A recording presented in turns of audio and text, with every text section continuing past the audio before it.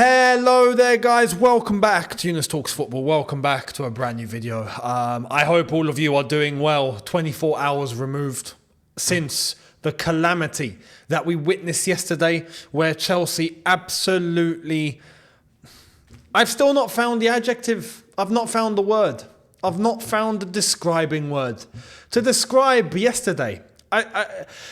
It was one of, if not the worst Chelsea performance I can remember in my lifetime. It's honestly at that level, because you go back to previous seasons and you think, when did they get this bad? It never got this bad, except for last season. But last season, gotta be honest, if we're comparing performances and how the way that the game went down compared to yesterday, the only thing that was rivaling yesterday was the Newcastle game a week ago. And, a week ago. And now we've got this game, which was worse than the Newcastle game as far as I'm concerned. So it's just an absolute joke. It's a joke. Now, yesterday in the review, we went through everything in terms of the way that we got here in the first place. Yeah. If we're talking about certain players looking completely out of sorts, doesn't look like they know how to be footballers, let alone footballers at this level. Manager, Pochettino, who we're going to focus on today.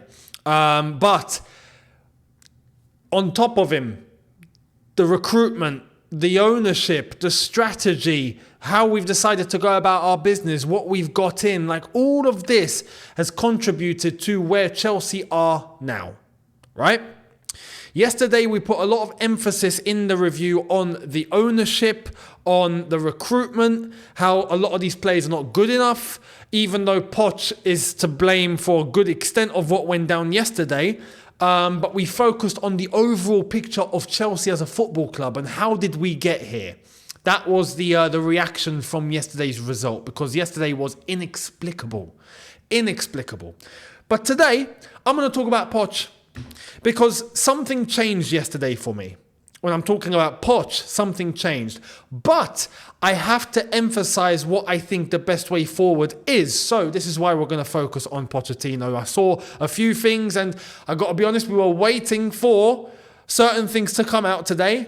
And lo and behold, we have what we believe is what was expected. Yeah, I'm going to fill you in with the cliff notes very shortly. But before we do, let me get to the formalities out of the way. Make sure that you guys are subscribed to the channel if you haven't done so already. Make sure you are hitting the notification bell to be notified once I've uploaded.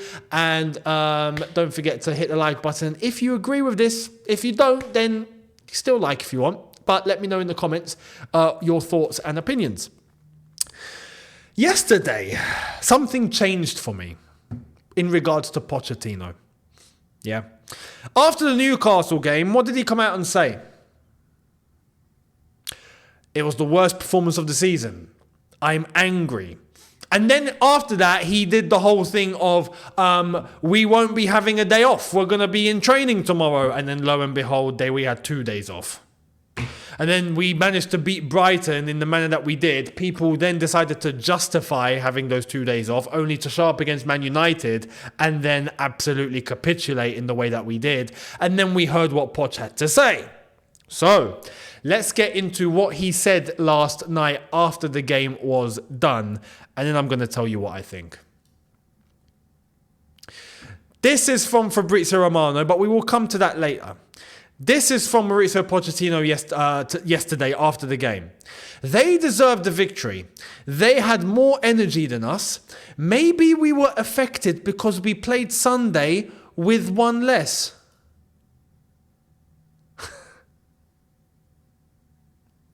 I heard that and thought, nah, you're kidding. Like at this point, I saw this and I was like, okay, nah, Pochettino, you're having a laugh, right? I know you're trying to find an excuse, but this is a pretty poor excuse, yeah?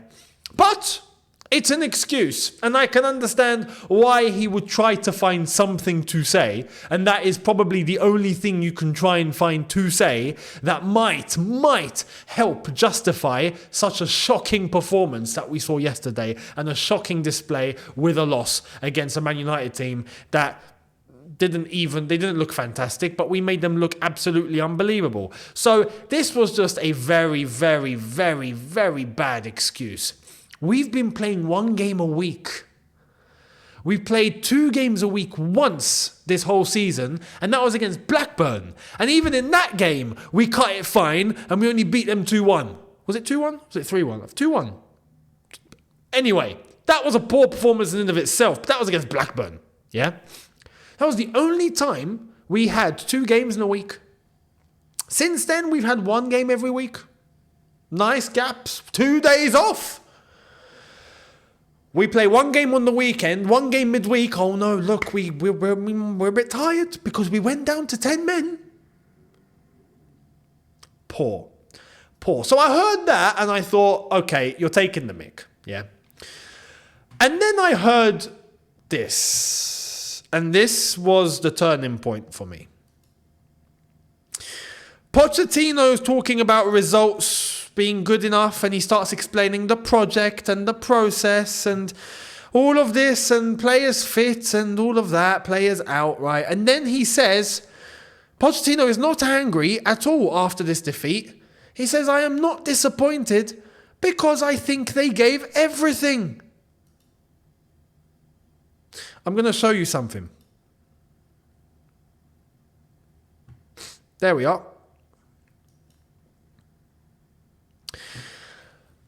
I heard that, and that was the turning point for me. Because when you have a performance where you can see that, yeah, the players gave everything, right? And we've been down this road. I said, yeah, before Potter was sacked, I said, I don't want to hear this, the boys gave everything ever again. Not one more time. And lo and behold, it's come from Pochettino, yeah? Anyway, the fact is, if the boys actually did give everything and you could see that, then you can say it. But don't insult our intelligence.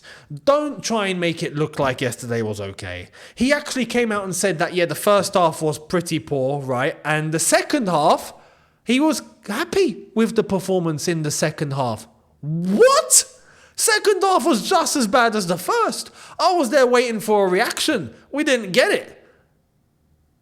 Barely. First 5 minutes, you could look like any other half that starts. First 5 minutes, you think, oh, well, who's going to be on it? We were asleep, and we didn't wake up. That second half was impressive to you? Mate, this is where the turning point happened for me. Because you can at least come out and be at least somewhat honest. In the same way that you said that the worst game of the season against Newcastle is the same way that you had to come out and say it after this one. It's as simple as that. But words are cheap. At this point, words are cheap. It's the same with the players. I don't want to hear what the players have to say. Yeah? I could care less right now in terms of what they say. I care more about what they do. I would say lack of doing. They're not doing anything. This is the problem. No one's doing anything. This is the point. So when Poch comes out and says this, and this is his analysis, he's not disappointed. He's not disappointed because I think they gave everything. That tells me that you have no idea what's going on. That tells me, just like Graham Potter, you are not qualified for this job. I'm sorry. That is a final nail in the coffin statement. That is a statement that can turn 100 straight to 0. Because you've just explained to me that you have no idea. Now, this is where we get to what we expected today. Today we expected things to come out about the manager and all of that, and lo and behold, well, guess what? We did. Of course we did. But there's more. So let's get into what Fabrizio has had to say. The Chelsea owners and directors all trust and support Mauricio Pochettino. They are convinced he is the right man for their long-term project. Chelsea are not discussing his position internally and are not speaking to other managers or their representatives. We also have the feeling after last night's defeat is still the same at Chelsea. The owners and directors trust Mauricio Pochettino and are confident he's the right man long term. They are not speaking to other managers or representatives of managers. Just to let you know, we heard the same thing for Graham Potter, didn't we? Fabrizio was the one who was letting us know that the club had said, oh no, we're long term with Graham Potter, don't worry, we are fully invested, we believe in him, he is the man. Yeah, we heard the same thing. So don't be surprised if something mad happens very imminently. But I also want to show you this, because this is the kicker Chelsea owners, directors still trust Mauricio Pochettino. No discussions over his future. They wait for a fantastic player like Nkunku to be back. Also to have players like Chilwell, Broja and Lavia to give Poch chances to change the situation. I'm going to be completely honest with you here. PR. This, what I just read, that last bit, PR.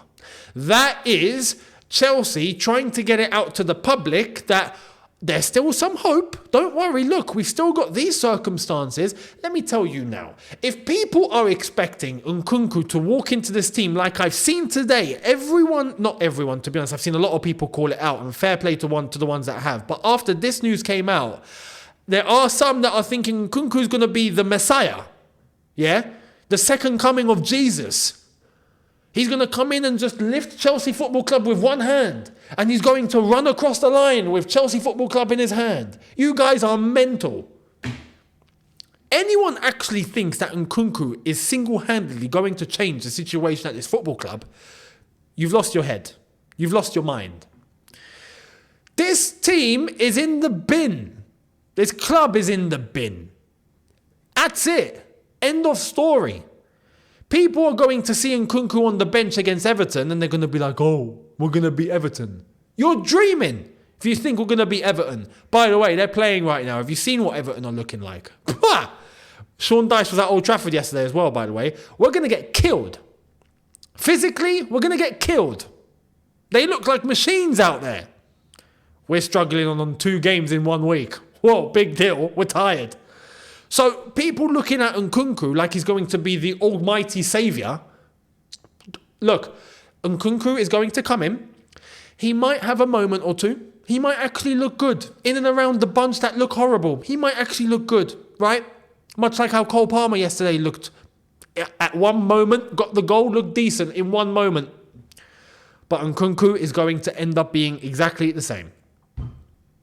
Much like the same case is going to be said when Lavia gets into the team. Broja is currently being brought on. We saw him come on yesterday, even though he only played for, 15 minutes, right? The problem isn't down to one player. The problem isn't, oh, we're missing Nkunku, therefore when he comes in, we're going to fly to the top 4. We're going to pick up tons of wins. No. Right now, let me tell you, there's a massive problem at the club. We've already explained in terms of club level, board level, recruitment level, manager level, player level, all of that. We've explained all of this in terms of what's going on. One player isn't going to change that. But on top of that, one issue that I didn't think previously would actually be an issue, I actually am starting to think now there is an issue. And that is between Pochettino and some of the players now. There has to be. You can't play as bad as you done yesterday and everything is rosy in the dressing room. It's impossible. I thought that, no, Pochettino and the players have, surely they've got a good relationship. They are not playing like they have any relationship. They're just not. There's definitely some fragmentations in the dressing room. There has to be some. There's a fracture, at least, between Poch and some. There has to be. You can't play that terribly. You can't play that bad. Even if you're young and you're developing and you're growing and whatnot. But you can't. It's not possible. It's not possible. I truly believe there are players that are not good enough. But you can't be this bad, bro. It's just, no. There has to be a discord. Or lack of discord, sorry. There has to be some sort of break here in communication. Something's gone down. It has to have been. So Nkunku's not going to come in and save that. This is the point. Simple as that. So with Pochettino, what do I think? I've lost faith. I'm going to tell you now, honestly. I knew Pochettino wasn't going to be the guy to take us to the top. We knew that before he got hired. I said he's not going to be the guy to win us trophies. I thought he would be the guy to elevate our 12th from last year under Graham Potter and Lampard briefly, but interim doesn't count. To a respectable position this season, and then we can start moving. You know, a respectable position, maybe in the conversation for a Champions League spot, perhaps in and around that margin, 4th, 5th, 6th, somewhere there. Pochettino should be able to do that. But, and I sympathise a little bit, I think he has been set up to fail. However, he is making crazy mistakes now. As of yesterday, we saw what happened, and he has to take blame for that too. He is responsible. Truth of the matter is, we've hired a manager who can't cut it. It's as simple as that. We've hired someone who is just not it. It's just not good enough. That's it. Poch knew what he was signing up for. The owners should have known what they were signing up. We had suspicions. And now we're getting confirmation. So for me, especially after hearing what he said yesterday, I've lost faith in Poch. But I can't say, let's sack him tomorrow. I can't. Why? Who are we bringing in? Who are we bringing in? Because right now, the way that it is going, we're going to end up, the season is done. We're going to end up mid-table. That's confirmed as far as I'm concerned. And I also sympathise with the fact that he has, to an extent, been set up to fail. When there are players in this team that you're looking at and going, bloody hell, you shouldn't be here. You're just not it. You are not quality, what's meant to be Chelsea quality. We're letting our standards go, aren't we? So I don't know what defines Chelsea quality nowadays. It's not what we used to know. For me, it still is. I will forever hold it there. I'm not letting that go, because the moment you start letting that go, you've lost all your morals and you've lost everything that you stand for. I'm not doing that. My Chelsea standards are staying up here. No matter who is in this team, I will forever demand whoever is playing for Chelsea to be of a certain standard. Always. Unfortunately, the people at the club are not doing that.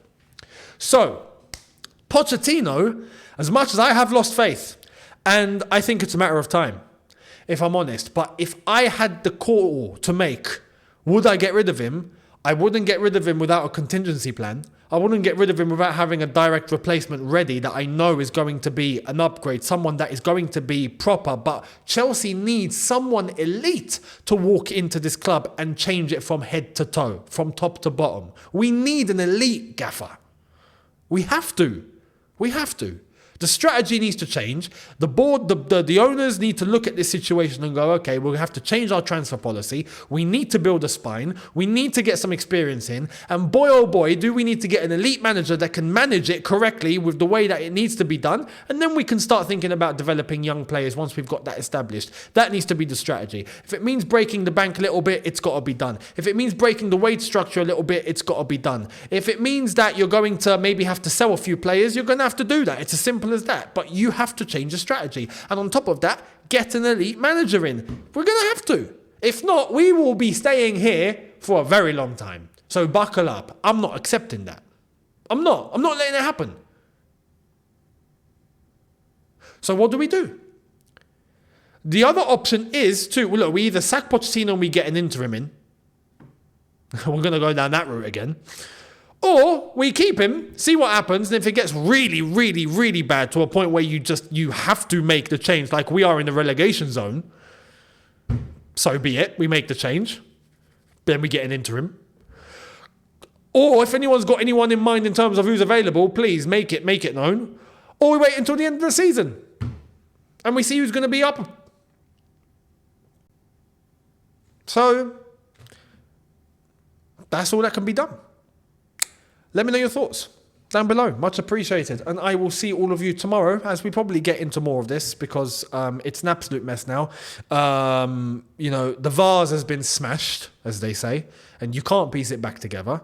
So, yeah, the damage is now done. We're going to just see what the fallout is. We prepare for Sunday and see what's going to happen between Everton and Chelsea. We'll see how Everton finishes tonight. And we'll go from there. So let me know your thoughts down below. Much appreciated. And don't forget, hit the subscribe button if you are new. Hit the notification bell to be notified once I have uploaded. On top of that, smash like button if you have enjoyed this. Thank you very much. Or enjoyed the content for what it is, at least. And I will see all of you tomorrow. Have a good one, people. See you lot then. Take care. And peace.